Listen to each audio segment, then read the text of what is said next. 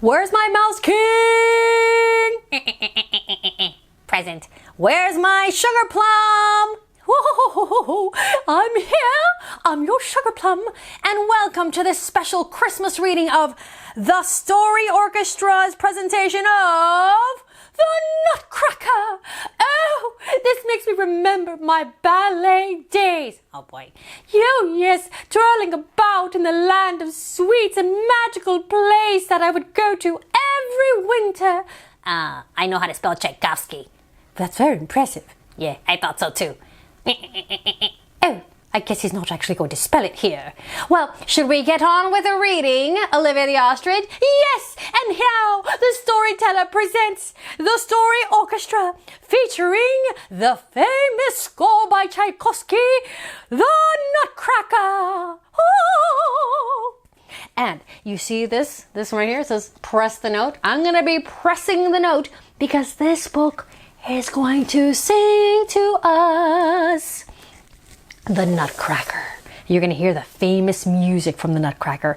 It is Christmas Eve at Clara's house. Hello, Clara. Or we should call her Clara. But let's go with Clara. Scents of ginger, oh, I love ginger, chocolate and peppermint, oh, I love all those things, waft through the air. Clara's parents are having a party, and her little brother Fritz is decorating the Christmas tree. Hey, Fritz! Clara is waiting impatiently, just like I like to wait impatiently, for a special person to arrive with presents. Her godfather, Uncle Drosselmeyer, the toy maker. What, did you think I was going to say Santa? No, it was Uncle Drosselmeyer, the toy maker. And if your godfather was a toy maker, you'd be waiting for him too. She watches the clock and waits. Oh, now we're going to turn the page to follow Clara on a magical Christmas journey. And it's Tchaikovsky's music. Let's see, the sweets there, the cakes, that looks good. Oh, and look, this red-headed fellow here is serving up some more juicy things. What is this? This is chocolate-covered strawberry. Oh, and I like her hairdo, very fancy. Everybody's dressed to the nines. I love it. All right, I'm going to read and press a button.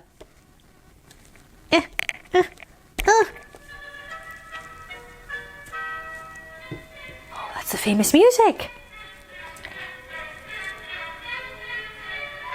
A guest stands in the doorway. Uncle Drosselmeyer! Clara shouts. He has brought presents for the children. Clara tears off the neatly wrapped paper to find 4 lifelike dolls. Oh, there's 1, 2, 3, and 4. There they are. And she sets them on the floor and the dolls start to dance. But Uncle Drosselmeyer still has one last present to give. I'm going to have to press hard.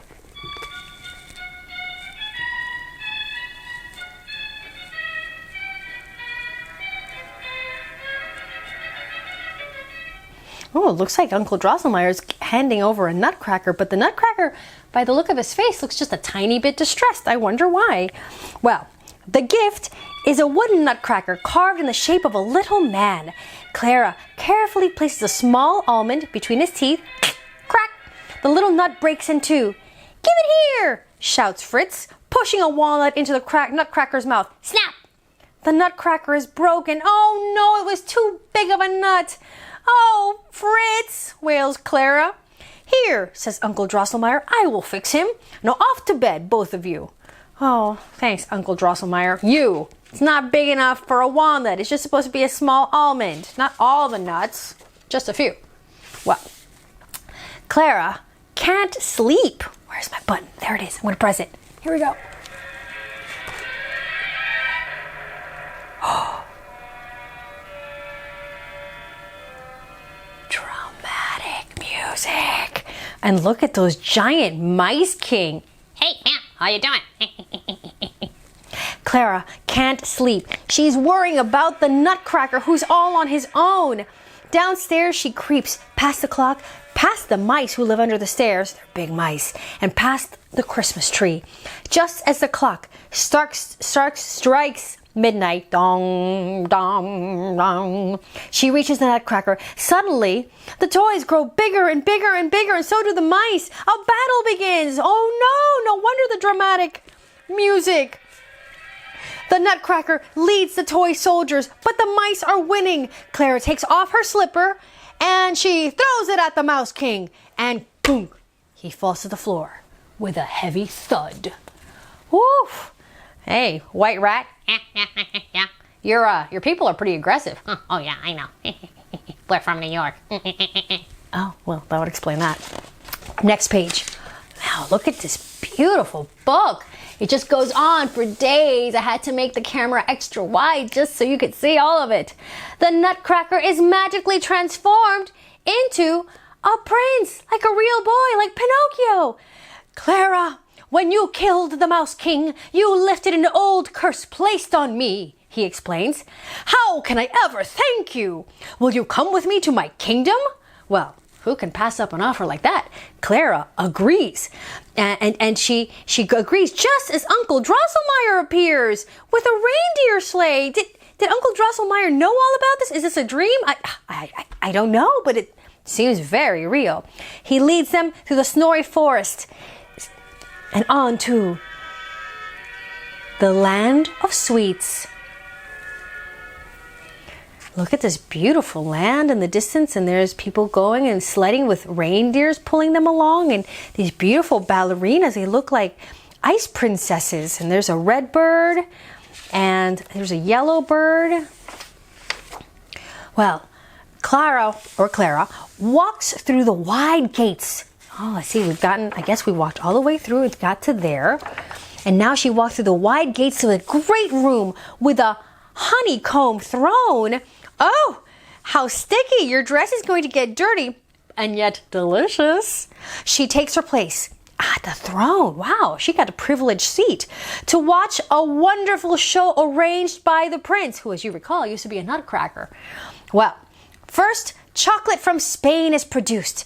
Ooh, delicious. And then coffee from Arabia, tea from China, and candy canes from Russia dance before her eyes.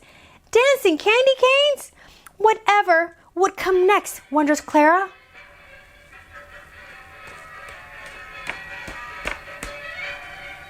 That's the famous music.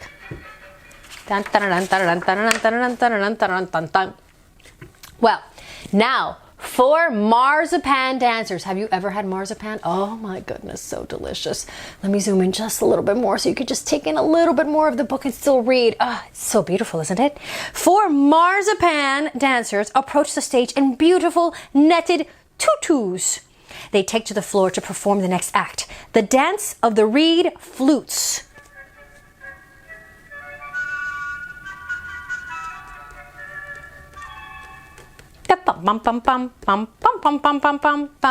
The music is so delicate and joyful that Clara can't help but join in. She dances on tiptoes, spinning and hopping as each ballerina plays the flute. Oh, talk about multi-talented. They're playing flute and dancing ballet? Just when Clara thinks that the night can't possibly get any better, candied flowers waltz onto the floor. Well, the problem with that is that then you just wouldn't feel comfortable eating them. But oh well. The flowers bob and sway to dreamy harp music.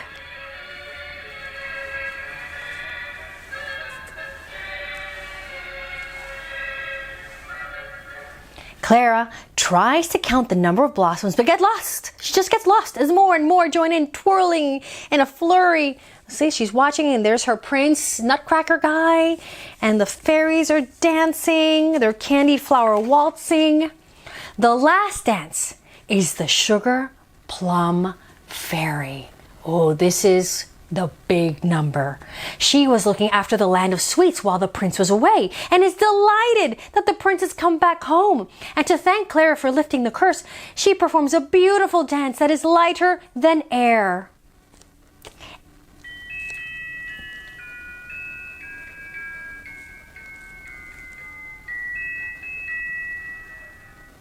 You see?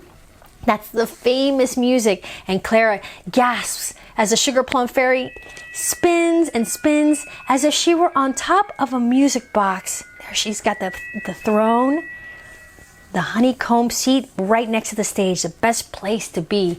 And look at this, it's a standing room only crowd. All too soon, sigh, the show is over. That's always with the good shows. They always end too soon. And Clara must return home. So Clara and the prince step back into the magical reindeer sleigh with Uncle Drosselmeyer. Everyone waves goodbye, goodbye, as the sun dawns on Christmas Day. I wish this adventure would never end, sighs Clara. On Christmas morning, Clara wakes up under the tree to find the Nutcracker in her arms, now a toy again.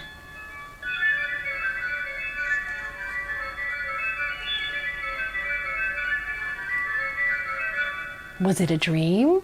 Did it really happen? I guess we'll never really know. Or will we? And then the book talks about, Tchaikovsky! May I spell his name now? Okay, fine. T to the C to the H to the A to the I to the Kovsky. Boom! That wasn't a complete... okay, White Rat. So he was a Russian composer born in 1840. He started playing piano when? 5? At the age of 5. But he did not actually study music seriously, it tells us, until he went to college in his 20s.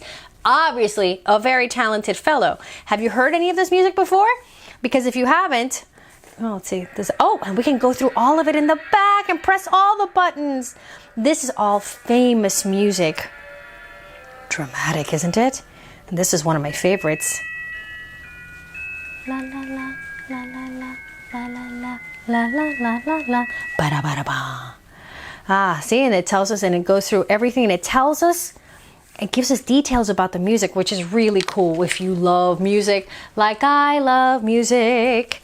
Well, Olivia the Ostrich, that was just sheer perfection, the way you read it, the button pushing, although you seem to have a little trouble. Well, I mean, my finger's out of shape. You should get that looked at. Anyway, I thought the story was lovely and charming and so musical, and, well, I was hoping I could ask for a favor. Well, of course. What do you need? May I take this copy for myself? It just brings back so many memories. All right, you may have the copy of the story Orchestra. It shall be my Christmas gift to you.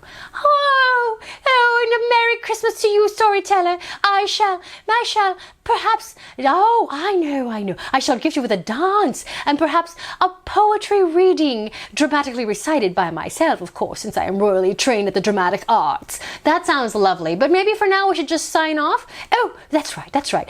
Children have to probably go do homework or some such thing, or help a parent, or perhaps decorate a tree, or go to ballet practice. So many things to do as a busy, burgeoning artistic child. Well, child, I hope that you have a marvelous musical Christmas and have lots of traditions like dancing at the ballet like myself. Yeah. We have traditions too. We get supersized and then we attack tin soldiers. Yeah, that's a tradition. Sometimes I feel he's just making things up. Yeah, me too. See you next time, kid, on... You want to do this, Ollie? Oh, yes. KidTime StoryTime.